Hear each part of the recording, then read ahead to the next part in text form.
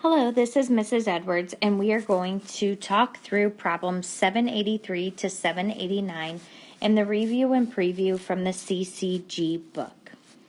Problem 783 says, use Trimika's method from problem 778 to find the area of an equilateral triangle with the side lengths of 12 units. So when we draw an equilateral triangle, it means that all of our sides are equal, and they told us that our lengths are 12 units.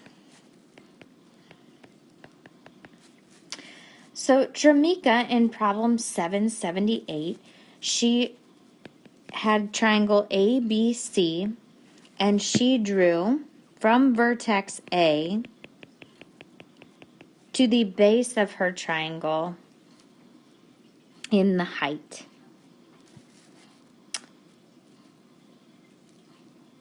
So they asked us in this problem to find the area of an equilateral triangle. So the area of a triangle is found by taking 1/2 times the base times the height. So looking at this triangle, we need to determine what the height actually is. So we can tell that each piece of our base is 6 and 6. So using the Pythagorean theorem, we can tell what the height of our triangle is. So if we take 12 squared, which is our hypotenuse, and set that equal to one of our legs, 6 squared, plus our height squared, follow our order of operations, use our inverse operations, so subtract 36, so we get 108 is equal to h squared. To undo a square, you take the square root of both sides, and we know that the square root of 108 is approximately 10.39 for our height, but if we are going to type it into our calculator, using a radical is a more exact answer. So when they asked us to find the area of the triangle, we are going to take 1/2, multiply it by our base of 12 units, and then by our height, which is square root of 108 to get us the most exact answer.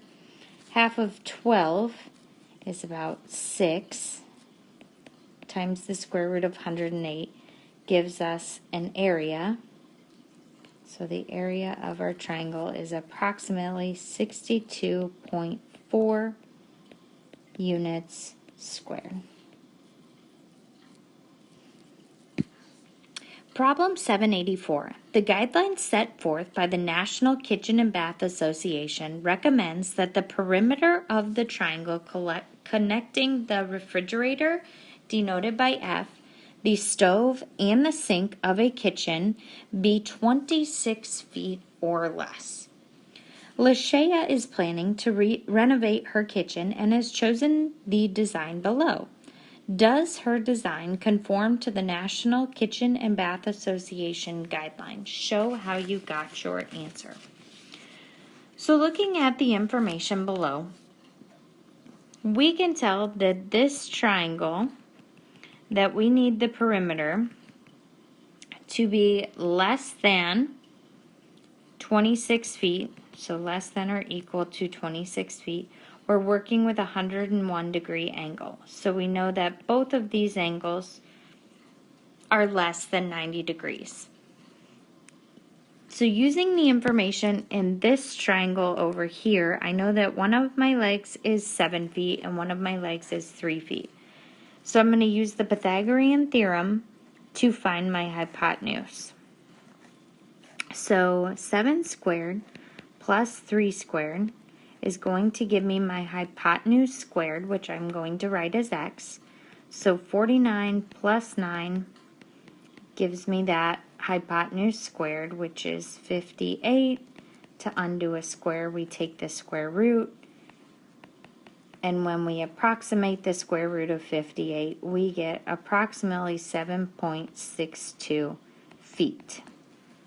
So if we label that side as 7.62 feet, We know that this side over here is 7.2 feet.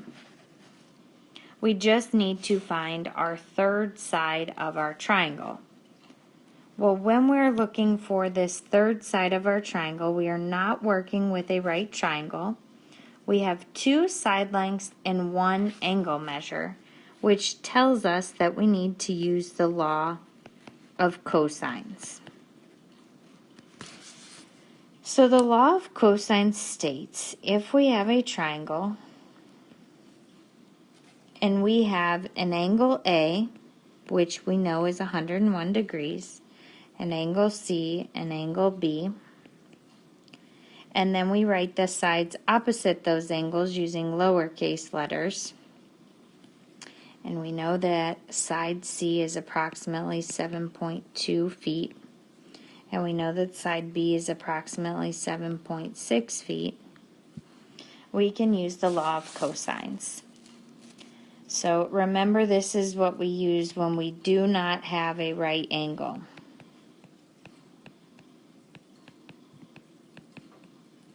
But we're given an angle measure and multiple side measures. So we are going to take, in order to find side A squared is equal to side B squared in this triangle I drew above, plus side C squared minus 2 times side B times side C times the cosine of angle A. So when we look above at the above information, we know that A squared is equal to side B, which is approximately 7.6 feet, plus side C, which is approximately 7.2 feet. We square both of those, minus 2 times side B, which is 7.6, times side C, which is 7.2, times the cosine of angle A, which is 101. So when we type this all into your calculator, I highly recommend using a graphing calculator, or at the very least a scientific calculator, so that you don't mess up on your phone.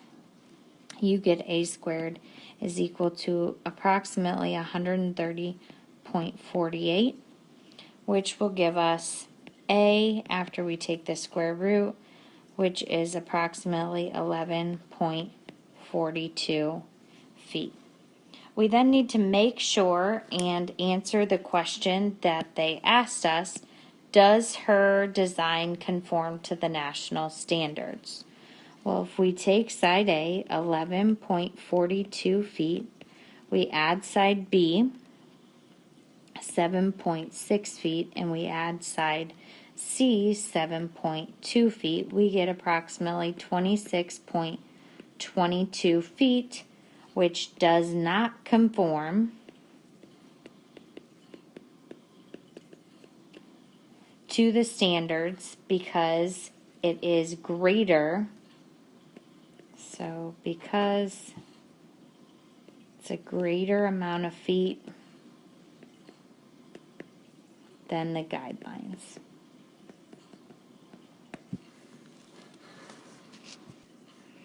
$785 says examine the triangles below. For each, solve for x and name which tool we used. Show all of our work.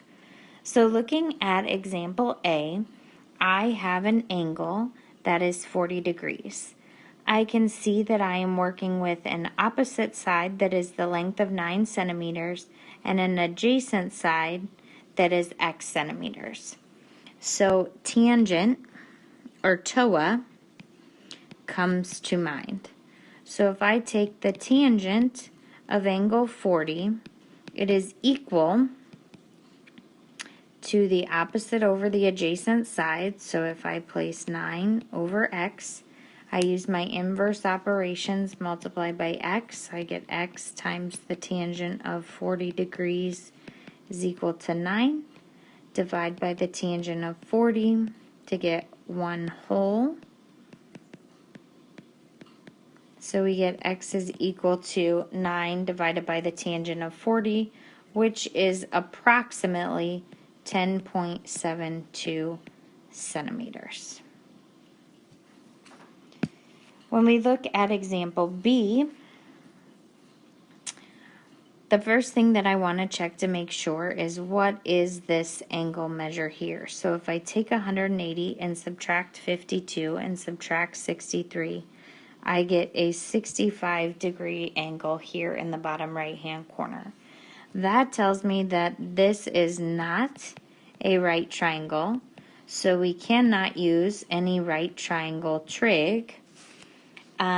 We have multiple angle measures and one side measure, and we're looking for another side measure. So because of the information we are given, we need to use the law of sines. So when we use the law of sines, we want to work with the angle that is directly across from our side. So we will take the sine of 65 degrees and put that over 8 miles. We will set that equal to the sine of 63 degrees and put that over x miles. We then can use inverse operations, multiply by x on both sides to eliminate our x's. So we have x times the sine of 65 over 8 is equal to the sine of 63. The inverse of division is multiplication. Whatever you do to one side, you must do to the other. X times the sine of 65 is equal to 8 times the sine of 63. Inverse of multiplication is division. So again, when you type this into your scientific or graphing calculator, you get x is not equal to, x is approximately 7.86 miles. Looking at problem C, we know one angle measure, two side measures, and we are looking for the third side measure. So because we again are not working with a right triangle, in this case we need to use the law of cosines. So the law of cosines states that if we are looking for side x, so we write that as x squared, we can take side A and side B, so 12 squared plus 15 squared minus 2 times both of those sides, so 2 times 12 times 15, and multiply it by the cosine of the angle directly across from the side we're looking for. So when we type this into our graphing calculator, 12 squared is 144, 15 squared is 225. 2 times 12 times 15 gives us 360 times the cosine of 68. We then type this into our calculator and we get x squared is 234. The inverse of squaring something is square rooting it. So we get x is approximately 15.3 feet. 786 says, for each figure below, determine if two smaller triangles in each figure are congruent. If so, create a flowchart and explain why. Then solve for x. If the triangles are not congruent, explain why not. So looking at example A, the first thing I'm going to do is label my diagram A, B, C, D, so I can easily explain what we are looking at. So the first thing that I know is congruent is line segment AB.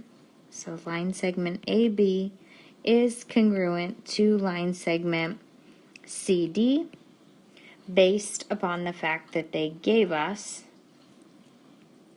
those were congruent. The next thing that I want to look at is angle BAC is congruent to angle DCA. So again, angle BAC is congruent to angle DCA because they gave us that information in our diagram. The next thing that I know is this side AC and CA is congruent based upon the reflexive property. So it is a shared side, which we have learned in our math notes is also called the reflexive property. So from those three pieces of information, I can in fact conclude that triangle ABC is congruent to triangle CDA, and my justification for that is side angle side congruency. So those three pieces of information determine that congruency. So then I know that 6x plus 6 should be equal to 8x plus 2, because if we have congruent triangles, all of their parts are congruent. So when we use inverse operations and subtract your 6x, subtract your 2, you get 4 is equal to 2x. Divide by 2 and you get x is equal to 2. Looking at example B, the first thing that comes to mind is I'm working with a right triangle. Can I find what my hypotenuse is? So I can find my hypotenuse, and be careful that's not the length of x, because x is only a piece of the hypotenuse, by doing 9 squared plus 40 squared is equal to my hypotenuse squared. So when I do 40 squared plus 9 squared and take the square root, I know that C is equal to 41, which I notice is the same as my other triangle. So I can say that my hypotenuse is congruent to my other hypotenuse. I then, looking at my 40, noticed that I have a leg congruent to another leg of both triangles. So I can say that these two triangles are congruent based on the hypotenuse leg congruency theorem. I then can go ahead and prove what x is. So if I know the base of this triangle is 9, the base of this triangle has to also be 9. I know my hypotenuse equals a total of 41, so if I subtract that 9 from that, it should tell me the remainder of that hypotenuse, which is represented by x. So 32 is equal to x. 787 says the diagonals of a rhombus are 6 units and 8 units long. So if we draw a rhombus, we learned that in the definition of our rhombus that our diagonals are not congruent, but they do in fact bisect each other, which creates 90-degree angles in the center. So if one of them is 8 units long, it would split into 4 and 4. If the other one is 6 units long, it would split into 2 3-unit segments. It then asked what is the area of the rhombus, and offhand I don't recall how to find the area of a rhombus, but I do recall how to find the area of a triangle. And the area of a triangle is equal to 1/2 times the base times the height, which I in fact know. So if I take 1/2 and multiply it by my base of 3 and my height of 4, I get the area of one of my triangles is equal to 6 units squared. I then see that I have one triangle, two triangles, three triangles, a total of 4 triangles that create my rhombus. So if I take my 6 units and I multiply that by 4, that would give me the squared units of my entire rhombus. So the area of my rhombus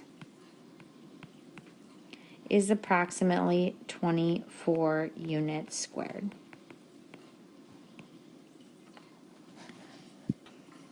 Problem 788. Kendrick is frantic. He remembers that several years ago he buried his amazing electron ring in his little sister's sandbox, but he cannot remember where. A few minutes ago he heard that someone is willing to pay $1,000 for it. He has a shovel and is ready to dig. Question A. The sandbox is rectangular, measuring 4 feet by 5 feet as shown to the right. If Kendrick only has time to search in the 2-foot squared shaded region, what is the probability that he will find the ring? So when we look at the 2 feet shaded region, we can say that the area of this shaded box, 2 times 2, is 4 square feet. When we look at the area of our larger box, we can see that that area, 5 feet times 4 feet, would give us 20 square feet. So if we take the portion that he has time to look at, 4 square feet, and divide that by the entire sandbox of 20 square feet, he has a 1 in 5 chance of finding the ring. What is the probability that he will not find the ring?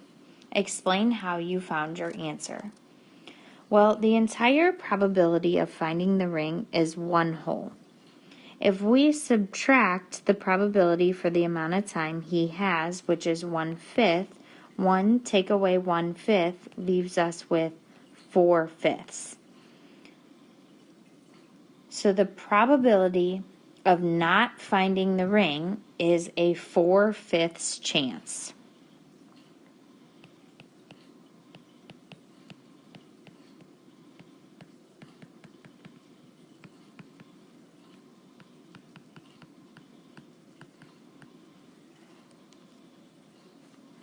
Looking at letter C, Kendrick decides instead to dig the square region where it is shaded below. Does this improve his chances of finding the ring? Why or why not? No, it does not improve his chances because the probability is still 4 out of 20, which simplifies or reduces to a 1 out of 5 ratio of shaded region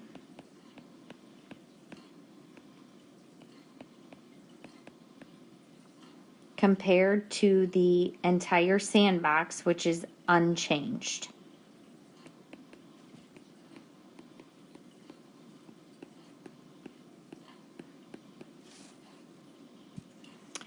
Problem 789 takes us back to Algebra 1. What is the 50th term in the sequence? So a couple things we need to remember in sequences is we need to find a pattern to go from one term to the next. So to go from 17 to 14, I notice I can subtract 3. I want to make sure that that pattern is the same from one term to the next, which I can see in all of these terms. It is a pattern of subtracting 3.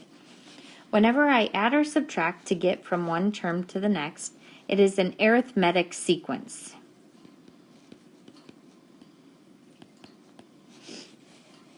So in arithmetic sequence, we use the notation A sub n is equal to how your pattern changes times n plus your original amount.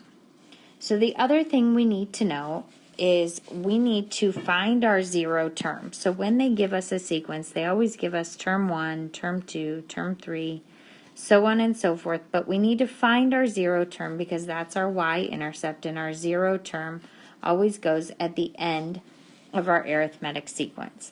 So in this case, the inverse of subtracting 3 is adding 3, which would tell us our zero term is 20.